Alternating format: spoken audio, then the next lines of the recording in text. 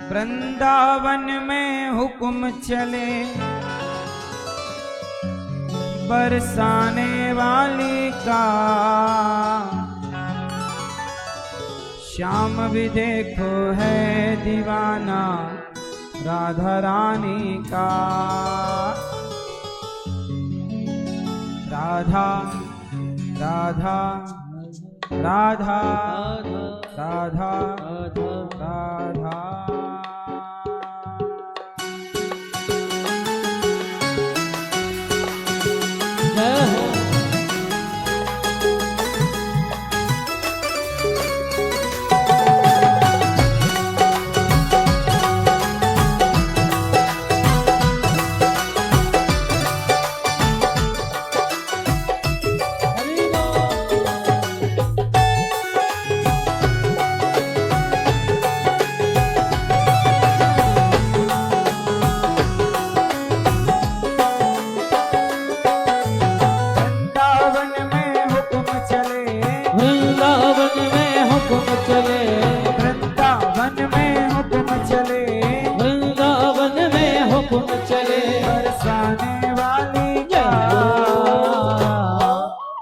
श्याम भी देखो है दीवाना राधा रानी का, श्याम भी देखो है दीवाना राधा रानी का, श्याम भी देखो है दीवाना राधा रानी का, श्याम भी देखो है दीवाना राधा रानी का।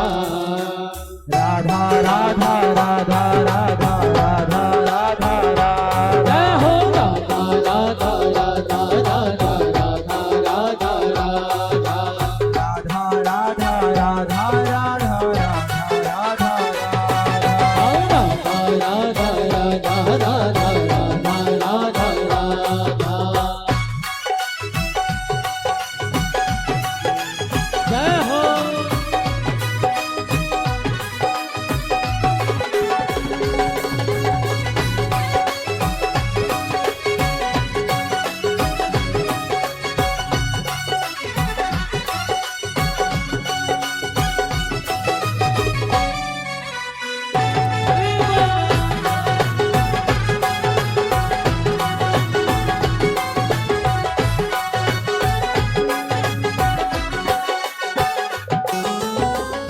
कोई नंदलाल कहता, कोई गोपाल कहता, कोई नंदलाल कहता, कोई गोपाल कहता, कोई कहता है कन्हैया, कोई बंशी का बजैया, कोई कहता कन्हैया, कोई बंशी का बजैया।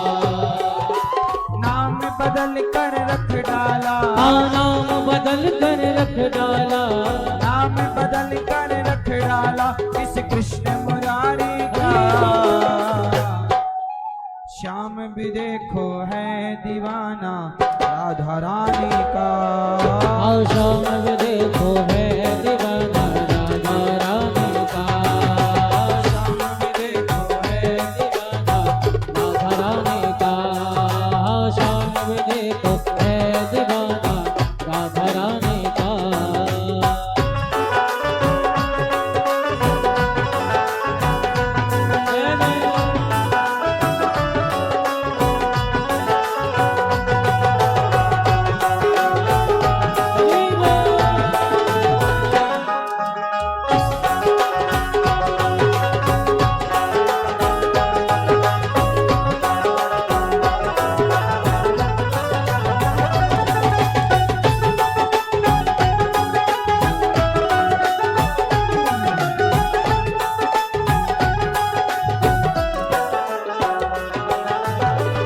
सभी को कहते देखा बड़ी सरकार है राधे, हाँ सभी को कहते देखा बड़ी सरकार राधे।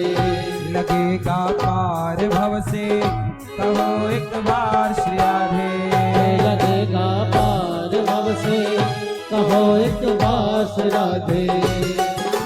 बड़ा गजब का रुतबा है, हाँ बड़ा गजब का रुतबा है, बड़ा गजब का रुतबा है उसकी सरकारी का।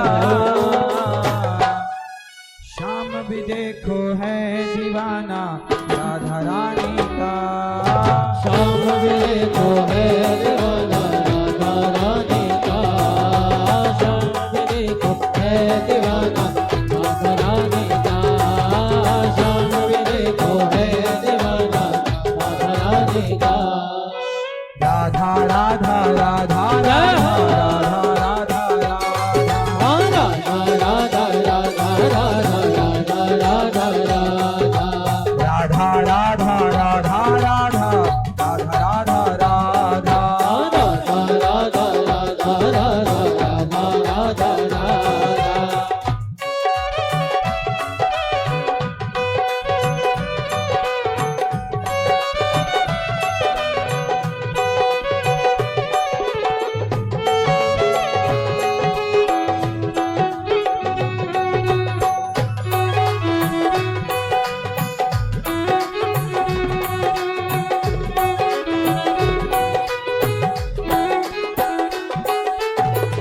यहाँ डाली डाली पर, यहाँ पत्ते पत्ते पर, यहाँ डाली डाली पर, यहाँ पत्ते पत्ते पर। राज राधे का चलता गाँव के हर रस्ते पर। राज राधे का चलता गाँव के हर रस्ते पर। चारों तरफ डंका बजता, चारों तरफ डंका बजता, चारों तरफ डंका बजता, बस भानु दुलारी का। श्याम भी देखो है दीवाना राधा रानी का। श्याम भी देखो है दीवाना राधा रानी का। श्याम भी देखो है दीवाना राधा रानी का। श्याम भी देखो है दीवाना राधा रानी का। वृंदावन में हुक्म चले, हाँ वृंदावन में हुक्म चले, वृंदावन में हुक्म चले, बरसाने वाली का। श्याम भी देखो है दीवाना राधा रानी का। श्याम भी देखो है दीवाना राधा रानी का। श्याम भी देखो है दीवाना राधा रानी का। श्याम भी देखो है दीवाना राधा रानी का।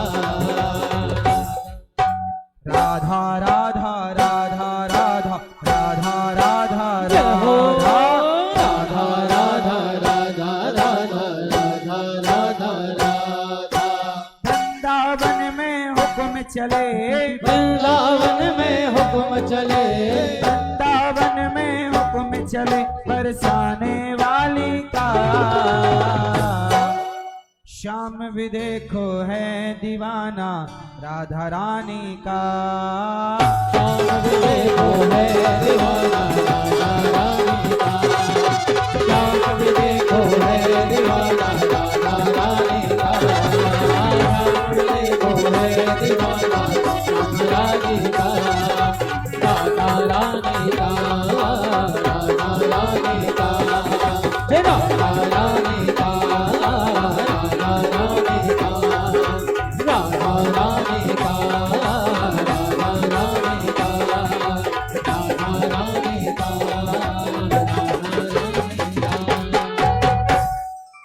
इसलिए कहते हैं भगवान करे जीवन बहुत व्यस्त हो, पर उस व्यस्ततम समय से कुछ समय निकालकर भगवान को जरूर सुनना चाहिए, भगवान की चर्चा जरूर सुननी चाहिए। सत्संग बहुत जरूरी है। कितना जरूरी है सत्संग? सत्संग इतना जरूरी है जितनी जरूरी दाल में नमक है, खीर में शक्कर है, मिश्री। बिना नमक के दाल में कोई स्वाद, सब्जी में कोई स्वाद। जैसे नमक की आवश्यकता है, खीर में मिठास की आवश्यकता है, ऐसे जिंदगी में भागवत की आवश्यकता है, बहुत जरूरी है।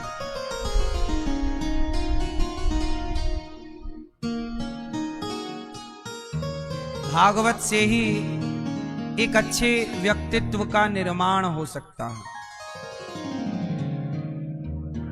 मूर्तिकार मूर्ति बनाता है, तो बताओ जो मूर्ति मूर्तिकार ने बनाई, वो पत्थर में पहले से थी कि मूर्तिकार ने डाली है? उत्तर दो। पत्थर की एक मूर्ति बनी माना की, तो ये बताओ वो मूर्ति पत्थर में पहले से थी या मूर्तिकार ने डाल दी? उत्तर।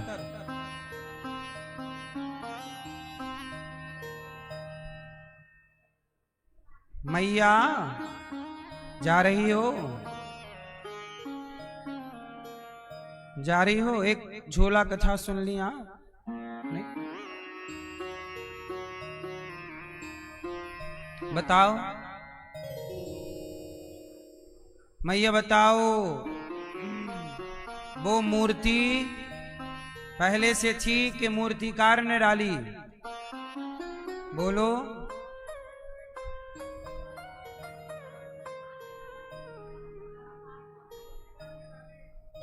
चलो अब सुनो, वह मूर्ति उस पत्थर में पहले से थी। मूर्तिकार ने क्या किया?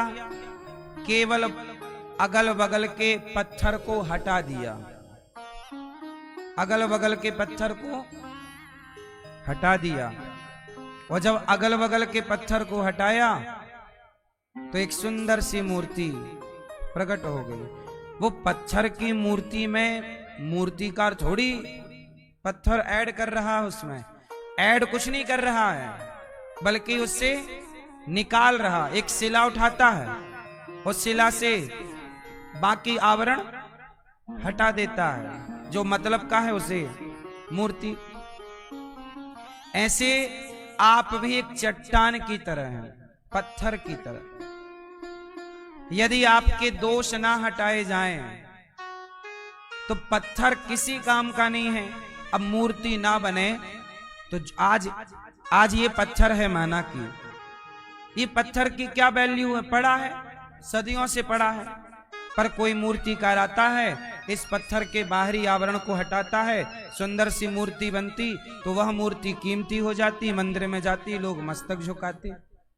जिसकी कल तक कोई वैल्यू नहीं थी, आज उसकी वैल्यू है। क्यों? क्योंकि बाहर का व्यर्थ का आवरण हटा दिया। बोलो हाँ। उसी तरह आप उस पत्थर की तरह हैं। जीवन में कोई गुरु आता है तो आपके जीवन की गलत चीजें हटा देता है। आपके जीवन की गलत चीजें अपने ज्ञान के हथौड़े से, जैसे छैनी और हथौड़ों की मदद से ही तो मूर्तिकार हटाता है बाहर की चीजें। बाकी पत्थर, जैसे हाथ चाहिए उसको, तो हाथ के अगल बगल का पत्थर हटा देगा, एक लाइन खींच लेगा कितना रखना है। एक गुरु आपके जीवन में आता है और वो आपके जीवन की अगल बगल की चीजें हटा देता है। बुराई, फिर क्या रह जाती है आपके अंदर? सिर्फ अच्छाई। जब आपकी बुराई हट जाएगी, आप में सिर्फ अच्छाई रह जाएगी, तो आपकी भी कीमत बढ़ जाएगी और आप भी समाज के लिए पूज्य हो जाएंगे।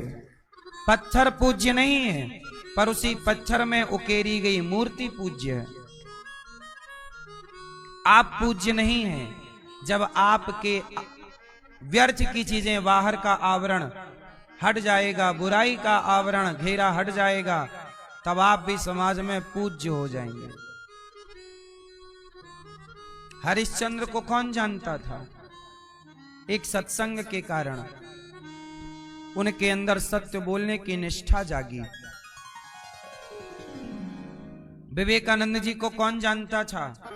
रामकृष्ण परमहंस जी ने स्वामी विवेकानंद जी को विवेकानंद बना दिया। अज्ञान के आवरण को हटा दिया, ज्ञान ज्ञान रहने दिया, पूज्य हो गए।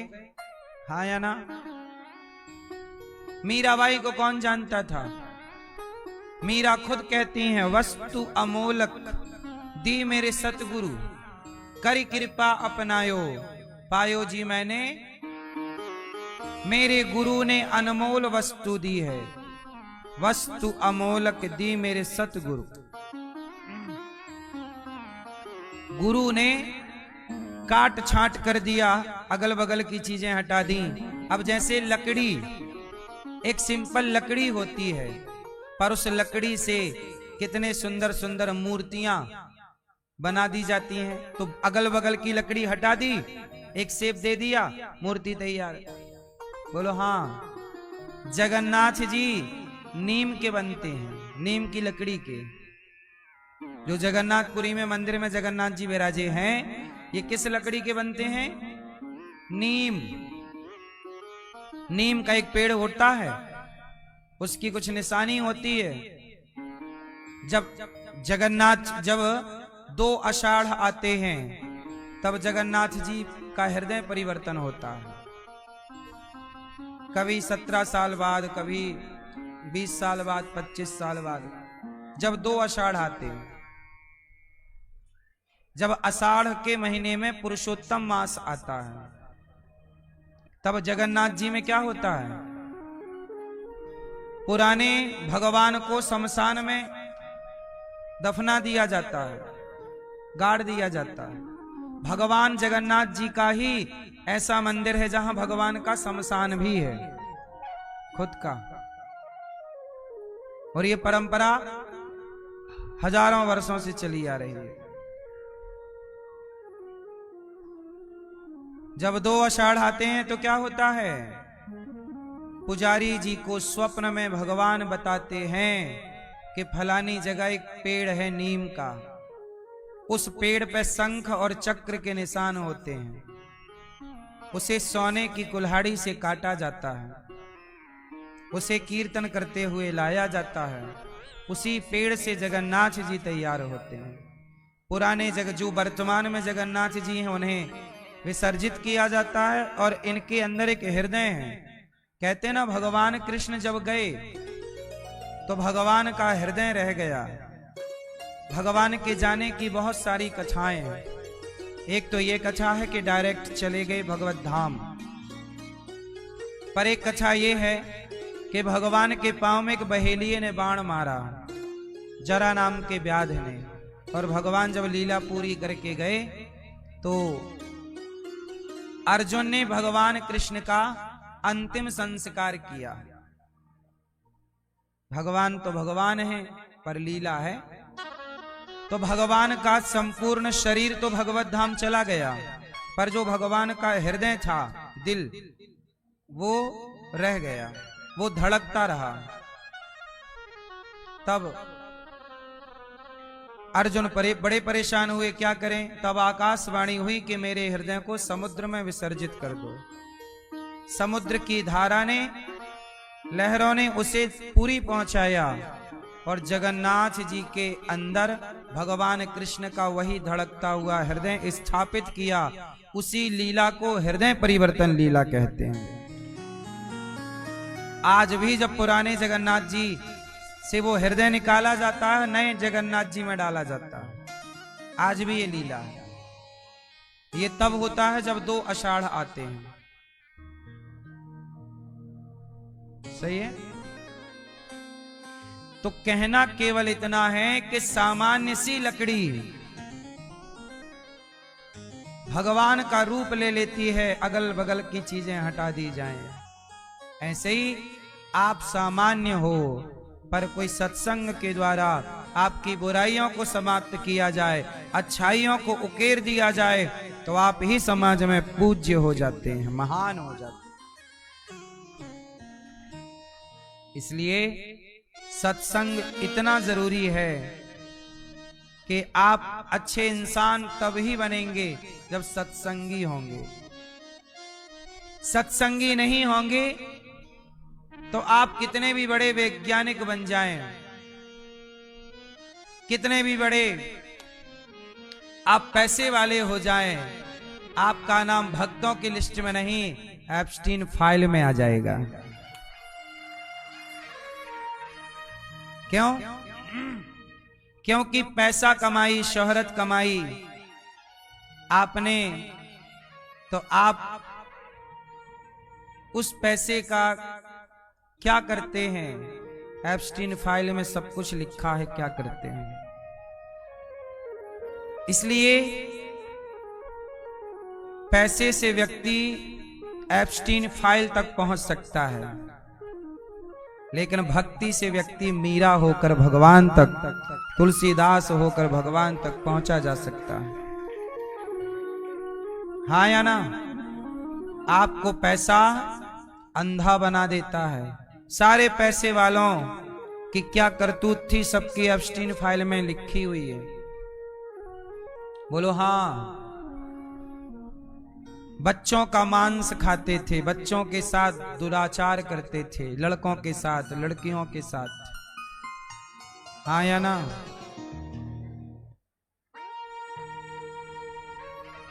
इसलिए बड़ा वैज्ञानिक हो जाना, बड़े से बड़े ब्लैक होल का सिद्धांत देने वालों का भी नाम एप्स्टीन फाइल में आया है। बोलो हाँ।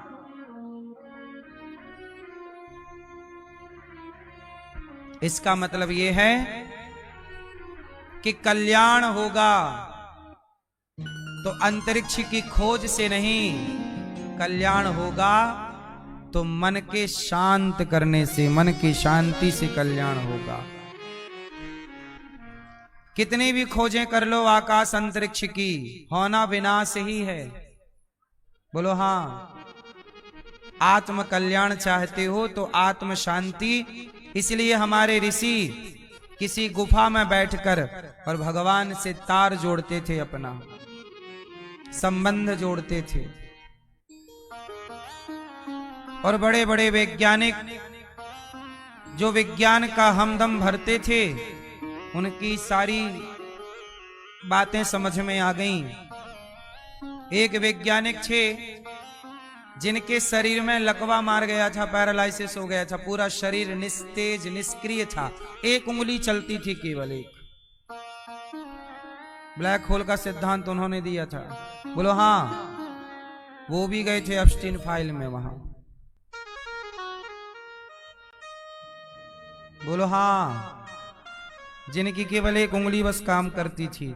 पूछा काय के लिए गए थे, तो वहां नंगा नाच देखने में उनको मजा आता था।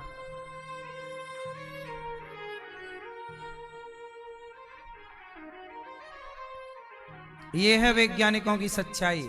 सब ऐसे हैं हम ये नहीं कहते, लेकिन जिन्हें दुनिया आदर्श मानती है उनके नाम एप्स्टीन फाइल में है, और हम जिनको आदर्श मानते हैं वो मीरा सबके हृदय में है, दिलों में है। वो तुलसीदास जी सबके दिलों में। शुरू से हमने अपना आदर्श मीरा को ही माना है, तुलसीदास सूरदास को माना है। हमने इन लोगों को अपना आदर्श कभी माना ही नहीं।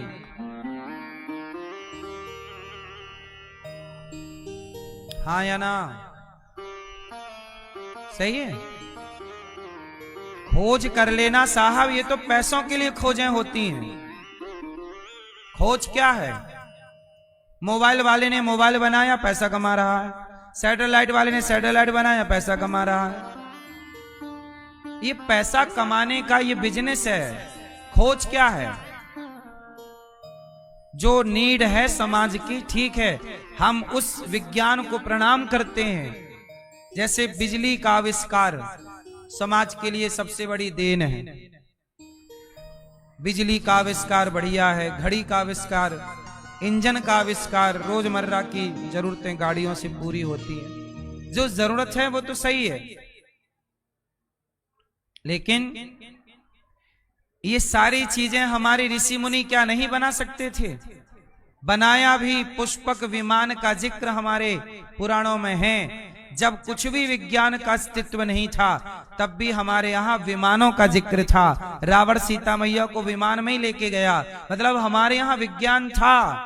पर हम लोगों ने, हमारे ऋषियों ने सोचा कि इस विज्ञान से लोगों की बुद्धि भ्रष्ट हो सकती है। लोगों की बुद्धि, अपने पावर का दुरुपयोग किया जा सकता है। आज समाज कहां खड़ा है? आज एक युद्ध चल रहा है इस देश में, अमेरिका और इजराइल, ईरान, ये युद्ध चल रहा है। इस युद्ध में क्या हो रहा है देख लेना। युद्ध वहां हो रहा है, पर चूल्हा आपका महंगा हो जाएगा। यात्रा आपकी महंगी हो जाएगी, क्योंकि आप निर्भर हैं। पहले का जमाना, पहले का भारत सेल्फ डिपेंड था। पहले चाहे गैस दो ना दो, पहले हमारे यहाँ लकड़ी का, कंडे का, ओपलों का प्रयोग था। किसी के द्वारा हमें प्रभाव नहीं पड़ता था। अब जरा और ये युद्ध चलता रहा तो चूल्हा जलाना मुश्किल हो जाएगा। बोलो हाँ। युद्ध वहां हो रहा, प्रभाव पूरी दुनिया में पड़ रहा है। इसलिए कहता हूं युद्ध केवल विनाश लाएगा। और ये जो विकास किए हैं ना, ये सैटेलाइट, ये परमाणु, ये तोप, ये विकास केवल विनाश के निमंत्रण के लिए है। इसलिए हमारे ऋषि मुनियों ने कहा हम भी बना सकते हैं मिसाइलें, पर ऋषि मुनियों ने कहा नहीं, हम नहीं बनाएंगे। हम मिसाइल बना के किसे मारें बताओ? किसे मारें? आत्म कल्याण करने आए हैं कि मारने आए हैं? कई लोग कहते हैं भारत ने कोई आविष्कार क्यों नहीं किया। पूरी दुनिया जब नहीं जानती थी कुछ, तब सारे आविष्कार भारत में ही थे। हमारे देश में सबसे बड़ा युद्ध हुआ था महाभारत, उसके पहले राम रावण का, फिर वर्तमान में महाभारत। इस महाभारत में करोड़ों लोग मारे गए थे। भारत की हिस्ट्री आपको बताता हूं, सुनो। महाभारत में कितने लोग मारे गए? कितने? करोड़ों, करोड़ों, कई करोड़ लोग मारे गए। क्षेत्र के महाभारत को आंखों देखा हाल किसने किसको सुनाया था? संजय ने धृतराष्ट्र को हस्तिनापुर में सुनाया था। तो वहां चल रहा था युद्ध कुरुक्षेत्र में, और हस्तिनापुर तो वहां से सैकड़ों किलोमीटर दूर है। तो कैसे सुनाया? मतलब विज्ञान था कि वहां के युद्ध को लाइव प्रसारण चल रहा है।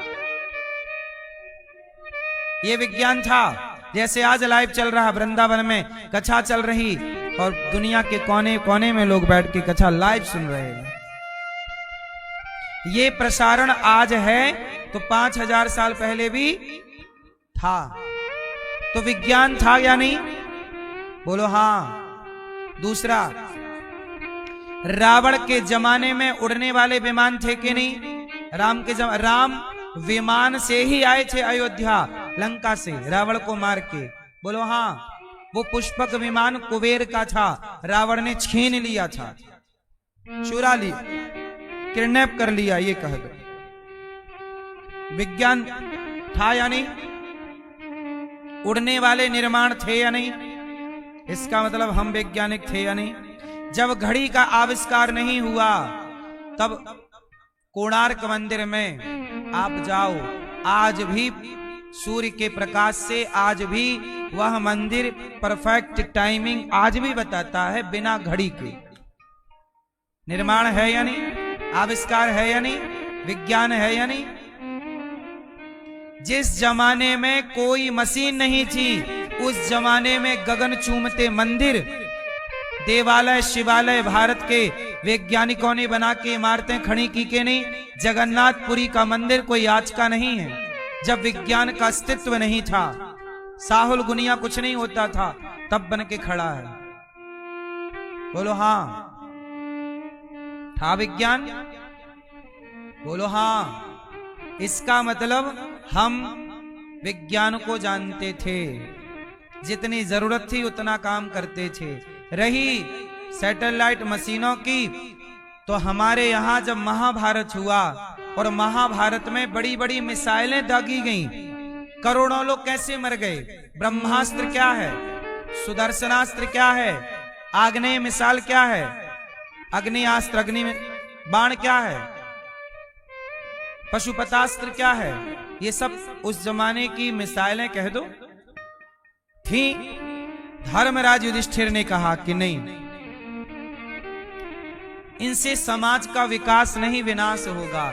जब धर्मराज राजा बने तो धर्मराज युधिष्ठिर ने सारे इस तरह के हथियारों को नष्ट करा दिया। जैसे आज रसिया कहता है यूक्रेन से कि तुम अपनी परमाणु शक्ति समाप्त कर दो, उसने कर दी।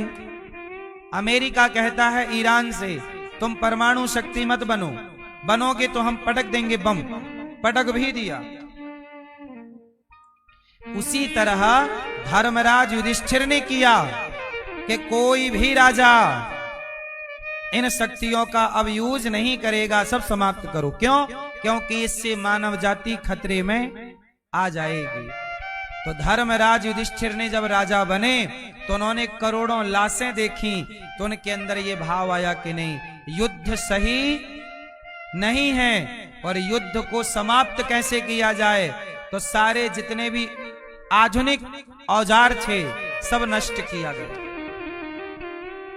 आपको क्या लगता है महाभारत में बंदूक का प्रयोग नहीं था नलिका नाम था महाभारत, मैंने पढ़ा, उनमें शस्त्रों के नाम पढ़िएगा।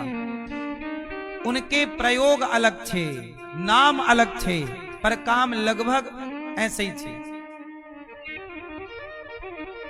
सब कुछ था, सब नष्ट कर दिया गया। उस टेक्नोलॉजी को, उस तकनीक को नष्ट कर दिया गया, उस सिद्धांत को ही समाप्त कर दिया, सूत्र को। क्यों?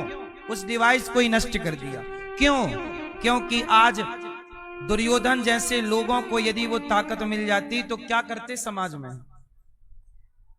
पाकिस्तान को परमाणु मिल गया तो देखो दिन भर नाचता है, मैं पटक दूंगा, मैं पटक दूंगा। गलत व्यक्ति के पास पावर आ गया, उसका मिसयूज करेगा।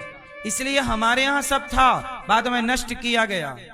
पर उसकी थ्योरी किताबों में लिख के रख दी गई कि जब जरूरत पड़े तो तुम निर्माण कर लेना। इसलिए नालंदा विश्वविद्यालय में सारी डिजाइन, सारी थ्योरियां, भारद्वाज संहिता पढ़ना, 150 तरह के विमान बनाने की तकनीक लिखी है उसमें, आप पढ़ लो, बना लो। हमारे यहां कामक विमान था, सारी पुस्तक जला दी मुगलों ने, गुरुकुल उजाड़ दिए। हमारे यहां हमारे ऋषि मुनि सब लिख के गए थे कि बेटा हम ये वस्तु नष्ट तो कर रहे हैं परंतु इसका सिद्धांत लिख दे रहे हैं कैसे बनेगी, क्योंकि कल तुम्हें जरूरत पड़े तो पुनः इसका निर्माण कर लेना। वही सारे हमारे शास्त्र चोरी करके ले गए और ले जाके बेच दिया। आज उन्हीं शास्त्रों के बल पर ये दुनिया टेक्नोलॉजी का गाना गा रही है।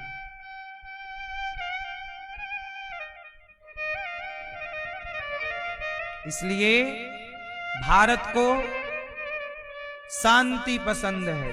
भारत को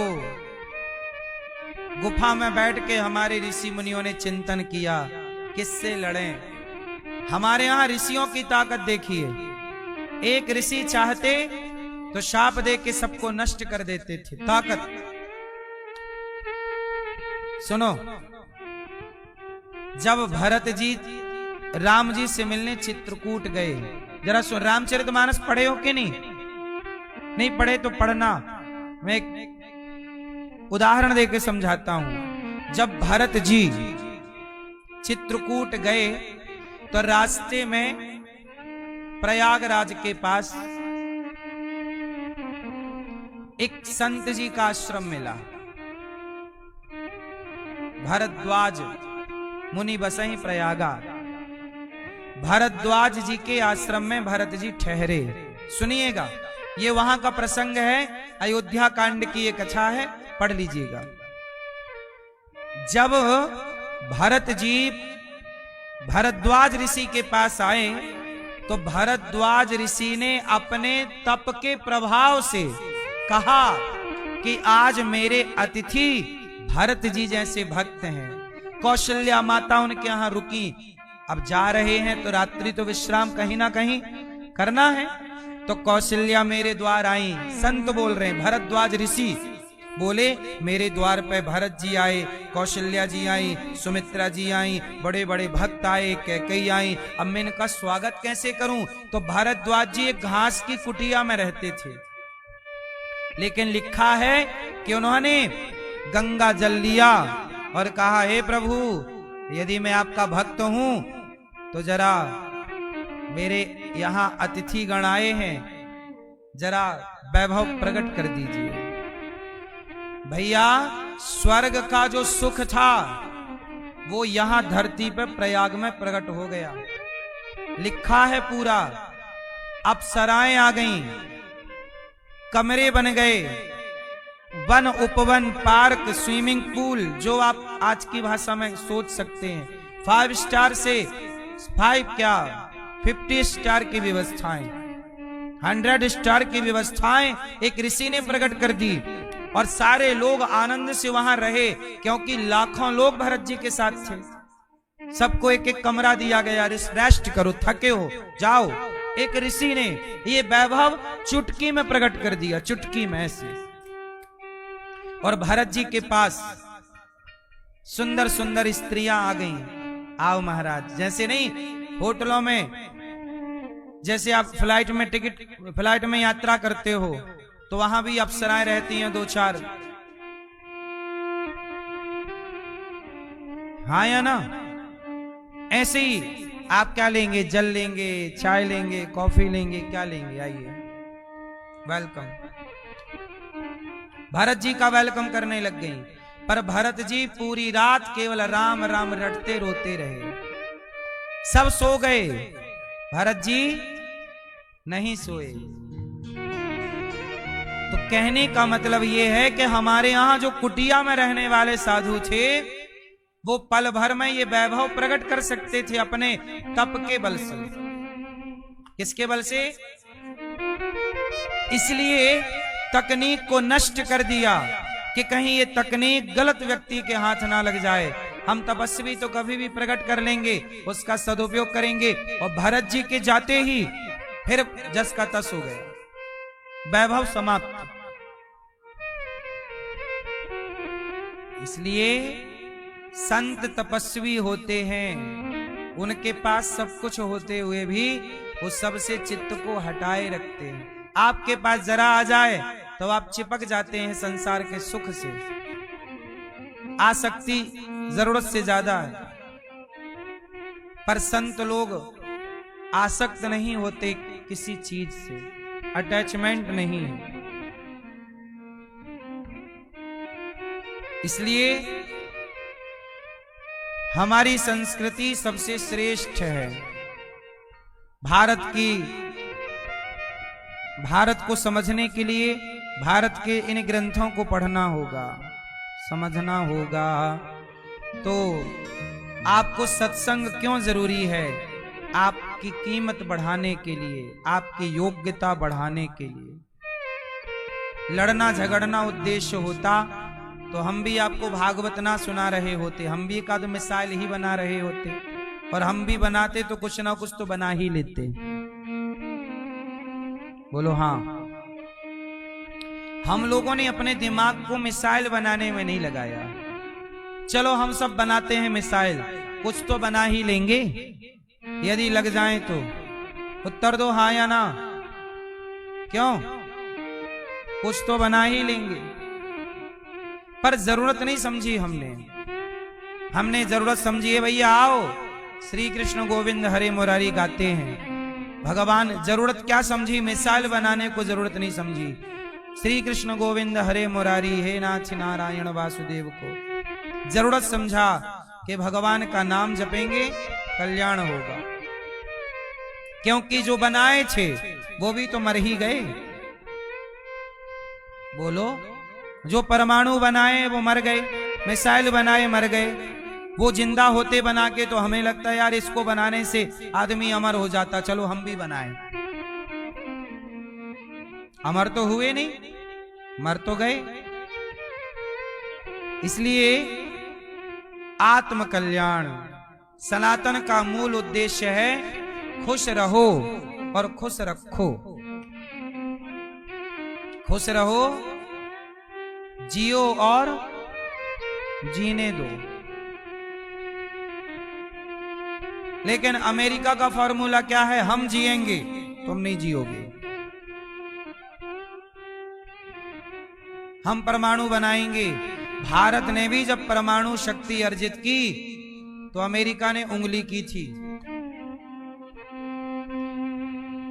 अटल जी के जमाने में परमाणु शक्ति बना था यह देश भारत। परमाणु शक्ति बनाने के बाद भारत की सरकार गिर गई थी। क्यों गिर गई? कि जो देश परमाणु शक्ति बनाता उसे हर तरीके से बिगाड़ने का काम अमेरिका केवल यही काम करता है। सरकारों को बनाता है, बिगाड़ता है, वो अपने हिसाब से चलाता है। इसलिए मैं मोदी जी से प्रार्थना करता हूं कि अमेरिका से दोस्ती ना ही करें, ना दोस्ती भली ना दुश्मनी भली, क्योंकि ये व्यक्ति गद्दार है। बोलो हाँ। ये किसी का सगा दोस्त गद्दार नहीं होने चाहिए। बोलो हाँ।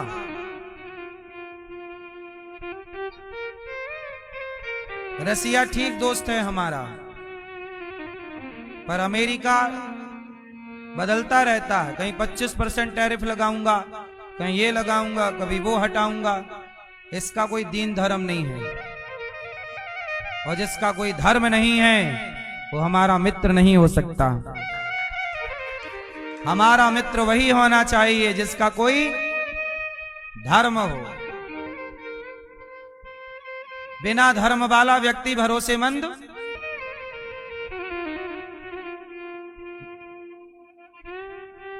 सीता जी को संतों के पास छोड़ा गया था, वाल्मीकि जी के पास। वाल्मीकि जी के पास क्यों छोड़ा गया? क्योंकि ऋषियों के पास धर्म था। वो पराई स्त्री को कभी देखते भी ना। रावण के पास नहीं छोड़ा जा सकता, क्योंकि उसके पास अधर्म था। भरोसा उस पर किया जा सकता है जिसके पास धर्म हो। क्या हो? धर्म। इसलिए भारत की सरकारों को बहुत मंथन करना चाहिए कि हम किससे दोस्ती करें और किससे दोस्ती ना करें। अटल जी ने इस देश को परमाणु शक्ति दी, तब अमेरिका थोड़ा सरेंडर हुआ। वो नहीं चाहता था, उसने पूरी खोज करवाई क्या हो रहा है, कहां क्या चल रहा है, और जैसे ही परमाणु शक्ति बना अटल जी की सरकार गिर गई। बोलो हाँ। गिर गई कि अमेरिका ने गिरवा दिया? यही काम था। अमेरिका यही काम करता है, लड़ाने का। इससे उसको लड़ाया, वो खुद हथियार बेचता रहा। ऐसे लोगों को दोस्त नहीं बनाना चाहिए। भारत का हित किसमें है? अभी देखो ना, जिस देश से युद्ध चल रहा है, ईरान से, ईरान कि इराक, ईरान से चल रहा है। वो परमाणु बनाना चाहता था, उसने नहीं बनाने दिया। अब देखो पूरा देश तबाह करने पे लगे हुए हैं।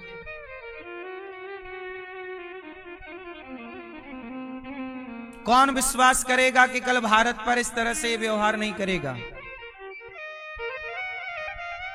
क्यों? इसलिए कौन हमारा मित्र है, कौन मित्र बन के खंजर मारना चाहता है, ये समझना ही राजनीति है। राष्ट्रहित सर्वोपरि हित है। कौन सा हित सबसे बड़ा हित है? राष्ट्रहित। इसलिए हम कहते हैं, मोदी जी और भारत के तमाम लोगों को कहते हैं, आत्मनिर्भर बनो। सुई से लेके हर जरूरत रोजमर्रा की चीजें भारत में बननी चाहिए, ताकि दुनिया में कुछ हो, हमारे अपने देश में परिवर्तन कुछ ना हो, अर्थात हमारे को प्रभाव ना पड़े। यही राष्ट्र नीति है। आज कुछ भी हो, हम अमेरिका पर निर्भर हो रहे हैं। क्यों हो रहे हैं? अमेरिका भारत को विमान देता है, फ्री में नहीं देता, पैसे में देता है। बोइंग कंपनी है, एयरबैग दूसरी कंपनी है जापान की शायद। तो ये विमान जो हम लोग फ्लाइट में घूमते हैं ना, ये फ्लाइट वहां की कंपनियां वो बनाती हैं, भारत नहीं बनाता। भारत को बहुत तेजी से विमान बनाने पे काम करना चाहिए, अपनी चीजों को डेवलप करना चाहिए। बोलो हाँ। आत्मनिर्भर, अपना खुद का विमान हो, अपनी खुद की यातायात हो। हम किसी पे आज अमेरिका बंद कर दे तो विमान डब्बा हो जाएंगे, पूरी लोकेशन पूरा सैटेलाइट उसके पास है, इसलिए वो आंख दिखाता रहता है। बोलो हाँ। स्वतंत्र भारत, समर्थवान, पावरफुल क्या है? अभी विश्व गुरु की ओर हम बहुत दूर हैं, इसका मतलब ये हुआ। अभी ट्रंप ने अभी कह दिया ना कि भारत को हम 1 महीने की छूट देते हैं कि जाओ तुम तेल खरीद लो रसिया से। मतलब अब भारत को वो आजाद करेगा या बंधन देगा, जाओ हम आज्ञा देते हैं, ये तो भाई गलत है। भारत जैसे राम के राष्ट्र को किसी के अधीन नहीं होना चाहिए। इसलिए कहता हूं, टमाटर महंगा होए तो टमाटर खाना छोड़ दो, डीजल महंगा हो डीजल लेना छोड़ दो, सोना महंगा हो सोना लेना छोड़ दो, अपने आप चीजें सस्ती हो जाएंगी।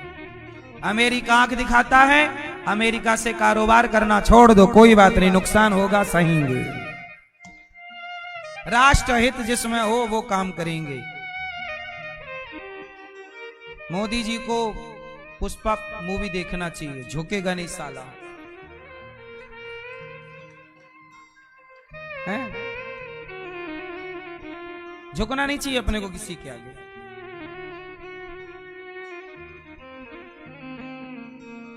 बोलो हाँ।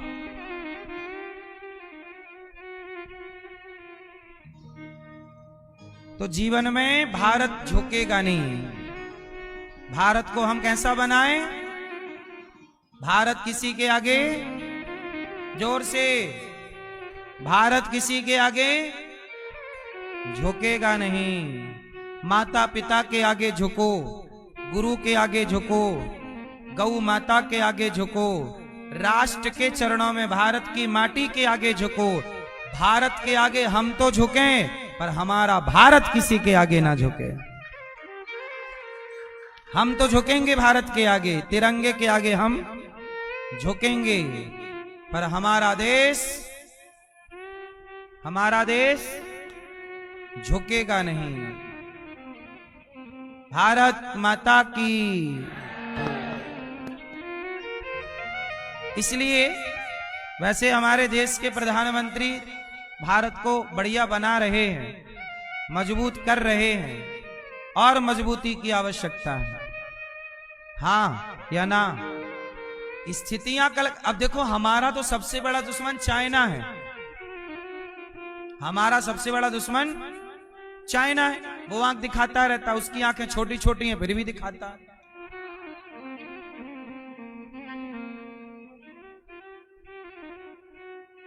तो हमारा दुश्मन तो देखो, हमारा दुश्मन पाकिस्तान, हमारा दुश्मन बांग्लादेश, हमारा दुश्मन चाइना, 3 दुश्मनों से घिरा है ये भारत। इसलिए नेताओं को स्वार्थ की राजनीति छोड़कर राष्ट्र हित में कार्य करना चाहिए। क्योंकि यदि हम दुश्मनों से घिरे हैं तो शास्त्र कहते हैं कि रोग को और शत्रु को कभी छोटा नहीं समझना चाहिए। रोग और शत्रु को कभी छोटा नहीं समझना चाहिए। रोग पे लापरवाही नहीं है, तुरंत इलाज करो, वरना रोग छोटे से बड़ा होता चलेगा, मार डालेगा। ऐसे शत्रु छोटा है आज, बड़ा होता चलेगा। हम रहें ना रहें, पर हमारे भारत का झंडा, कहते ना, हम रहें ना रहें, भारत रहना चाहिए। हम रहें ना रहें, सनातन संस्कृति, उसके लिए आज से हमें प्लानिंग करनी होगी। मजबूत भारत की। बोलो हाँ। इसलिए पूरी ताकत राष्ट्र को मजबूत करने में, और वैसे भी वर्तमान सरकार पहले की अपेक्षा राष्ट्र को मजबूत कर रही है, इसमें कोई डाउट नहीं है, लेकिन और मजबूती, क्योंकि शत्रु जिस तरह से अपने को मजबूत कर रहा है, हम अपने को भी इस तरह से मजबूत नहीं कर रहे। बोलो हाँ।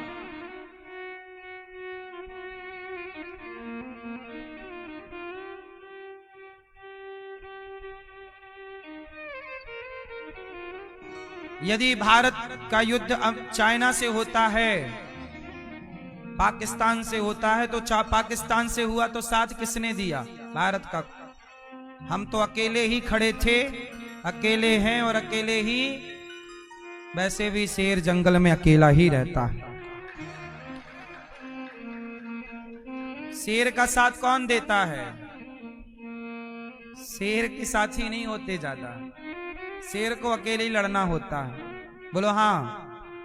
झुंड में तो गीदड़ हमला करते हैं, भेड़िए।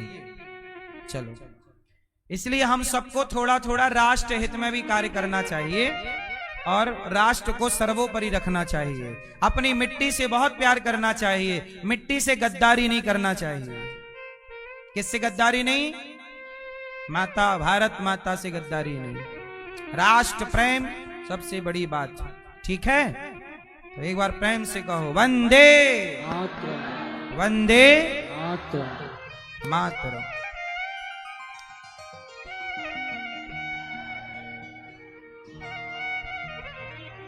तो कुल मिला के कहने का तात्पर्य यह है कि भगवान कृष्ण गोपियों के संग रास रचाकर, कंस को मारकर और अपनी लीला आगे बढ़ाते हैं। भगवान का विवाह रुक्मणी जी से हुआ। रुक्मणी जी के पुत्र हुए प्रद्युम्न। प्रद्युम्न के विवाह सम्रासुर को मारकर रति से हुआ, और प्रद्युम्न के पुत्र हुए अनिरुद्ध। क्या नाम हुआ? अनिरुद्ध। तो भगवान हमारे रिश्ते में दादाजी लगे। अनिरुद्ध के दादाजी कौन? भगवान कृष्ण। तो ये दास अनिरुद्ध के दादाजी कौन? भगवान कृष्ण के पोते का नाम अनिरुद्ध ही था। क्या नाम था? जोर से। इसलिए भगवान ये दास अनिरुद्ध से बहुत प्यार करते हैं। दादाजी पोते से प्यार बहुत करते हैं, इसलिए भगवान ने सारी सेवा की जिम्मेदारी दास को इस दे रखी है, करो तुम सेवा। बोलो हाँ।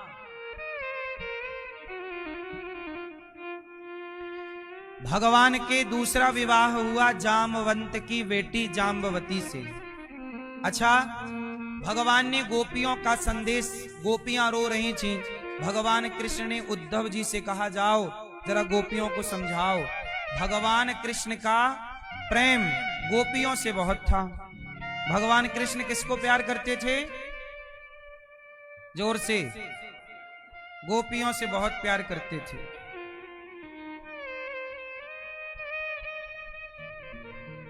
भगवान कृष्ण किससे प्यार करते थे? गोपियों से। गोपियां भगवान को बहुत प्रेम करती थीं। रो रही हैं, तब भगवान ने उद्धव जी से कहा जाओ आप गोपियों को समझाओ, वो रोया ना करें, बहुत रो रही हैं। उद्धव जी आए, गोपियों से बोले क्यों रो रही हो? बोले कृष्ण की याद में रो रही हैं। उद्धव जी बोले वो कृष्ण तो सब जगह हैं, कण कण में हैं। तो बोले दिखाओ, कण कण में है तो दिखाओ। देखो, ज्ञान और भक्ति, एक होता है ज्ञानी और एक होता है भक्त। बताओ बड़ा कौन? ज्ञानी बड़ा कि भक्त बड़ा? कौन बड़ा? चलो बताओ, भक्त किसे कहते हैं? भक्त की परिभाषा क्या है? भक्त में लक्षण क्या होते हैं? आप किसे भक्त कहते हैं भैया? भक्त किसे कहते हैं? क्या गुण होने चाहिए? कि भक्त कहा जाए, भक्त के क्या लक्षण है। अरे भैया आप जाने हैं आपसे अगला, चलो आओ जल्दी, आपसे पूछेंगे दोबारा। भैया जल्दी जाने लगे, हमसे ना पूछे।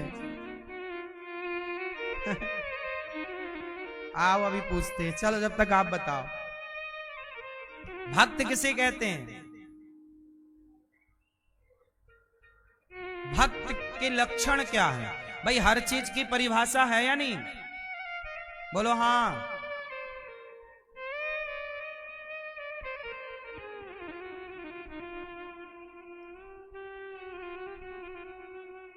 बोलो मेरी मां, परिभाषा है कि नहीं? क्या परिभाषा है? ज्ञानी किसे कहते हैं? चलो, ज्ञानी किसे कहते हैं और भक्त किसे कहते हैं, दोनों की परिभाषा आज ठीक ठीक जानेंगे। ऐसे जानेंगे आप सबको याद हो जानी चाहिए। बताओ पहले ज्ञानी किसे कहते हैं? मैया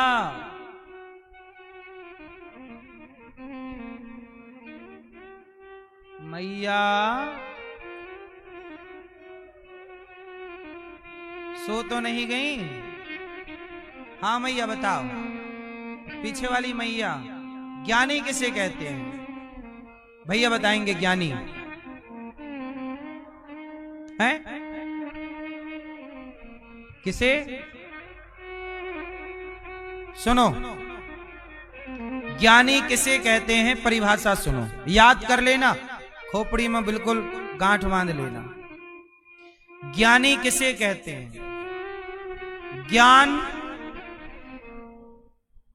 चींटी को भी ज्ञान है, हाथी को भी ज्ञान है, स्त्री को भी ज्ञान है, पुरुष को भी ज्ञान है। ज्ञान सबके पास है। क्या आप बता सकते हैं ऐसा जिसके पास ज्ञान ना हो? चिड़िया को भी ज्ञान है, मछली को भी ज्ञान है। बोलो हाँ। खाने का ज्ञान, चलने का ज्ञान, बच्चों को लाड़ प्यार करने का ज्ञान किसे नहीं है? सब अपने अपने ढंग से करती हैं लाड़ प्यार। मछली भी अपने बच्चों को नहीं साथ में लेके चलती है। बोलो हाँ। तो ज्ञान सबको है। उन बच्चों को भी पता है कि ये मेरी मां है मछली। तो ज्ञान सबको है। ज्ञान कहते किसे हैं? तो जरा सुनिएगा। जो ये जान ले, जो ज्ञानी किसे कहते? ये तो हो गया ज्ञान, चिड़िया में ज्ञान, आप में ज्ञान, सब में, ये ज्ञान नेचुरल। अब ज्ञानी कौन है? तो ज्ञानी कौन है सुनो, जो व्यक्ति ये जान ले। आप बता दो, अभी भी सवाल महंगा है, ये समझो कि 1 करोड़ का सवाल है। जो बताएगा वो 1 करोड़ का ज्ञान पाएगा। ज्ञानी कौन? अभी भी मौका है 1 करोड़ जीतने का। मैया, चश्मा वाली मैया गूगल से पूछने लगी, मैया अब भी बताती हूं मैं। नहीं,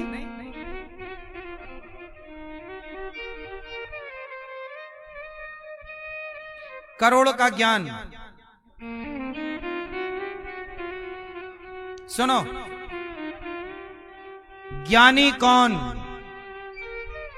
जो व्यक्ति ये जान ले कि इस संसार में भगवान के सिवा मेरा कोई नहीं है। जो इतना जान ले वो ज्ञानी है। आप इतना जान लो कि भगवान के सिवा आपका, बहुत गहराई से समझना तो पता लगेगा कि भगवान के सिवा आपका कोई नहीं। जो ये जान ले कि भगवान के सिवा हमारा कोई नहीं, वही ज्ञानी है। और जो ये कहे ये मेरा, ये मेरा, ये मेरा, वो अज्ञानी है। जो जगत को अपना माने वो अज्ञानी, और जो जगन्नाथ को अपना माने वो ज्ञानी है। क्लियर? इसलिए तो कहा मीराबाई ने कि मेरे तो गिरधर गोपाल, दूसरो ना, दूसरा कोई नहीं। मेरा कौन? केवल भगवान।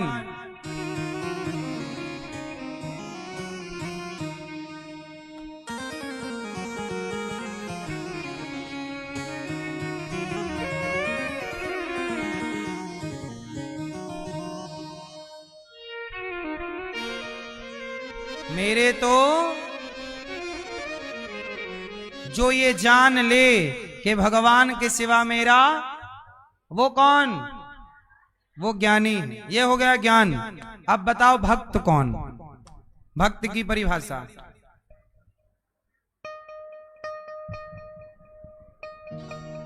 बताओ मैया, आगे वाली मैया बोलो मेरी माँ। भक्त कौन?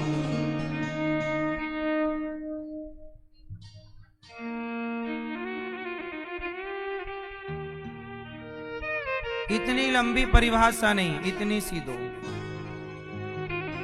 हमने इतनी सी परिभाषा दे दी ना ज्ञानी की। भगवान के सिवा हमारा कोई नहीं, जो ये जान ले वो ज्ञानी। एक लाइन में हो गई है? ये भक्त है। मैया क्या बोलती तू?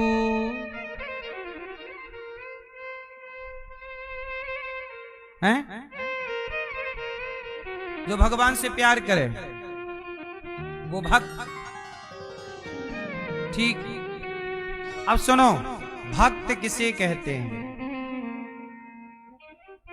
भैया जा रहे हैं, भक्त किसे कहते हैं? परिभाषा लेके आना भी।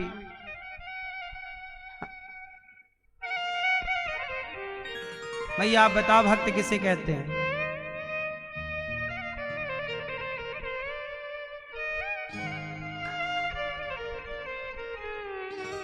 सुनो, भक्त किसे कहते हैं? जो भक्त होगा वो भगवान की मर्जी से चलेगा। जो अपनी मर्जी चलाए वो भक्त नहीं है। जो अपनी मर्जी चलाए वो भक्त नहीं है। जो भगवान की मर्जी से चले, जैसे सुदामा जी भगवान गरीब बना दिए तो गरीब बन गए, अमीर बाद में अमीर बना दिए तो अमीर बन गए। गरीब रहें या अमीर, हर हाल में ध्यान भगवान का रहे। हर हाल में ध्यान, मेरी कोई मर्जी नहीं। जो अच्छा ये बताओ, बादल किसके हिसाब से चलते हैं? बादल किसके हिसाब से चलते हैं? किसके? जोर से। हवा। किसके? हवा जिस तरफ चलेगी बादल भी, पूरब की ओर हवा भाग रही है तो बादल भी पूरब की ओर भागेंगे। हवा दक्षिण की तरफ भाग रही है तो बादल भी। जैसे बादल के अपने कोई पांव नहीं होते, वो हवा के पांव से चलता है। बोलो हाँ।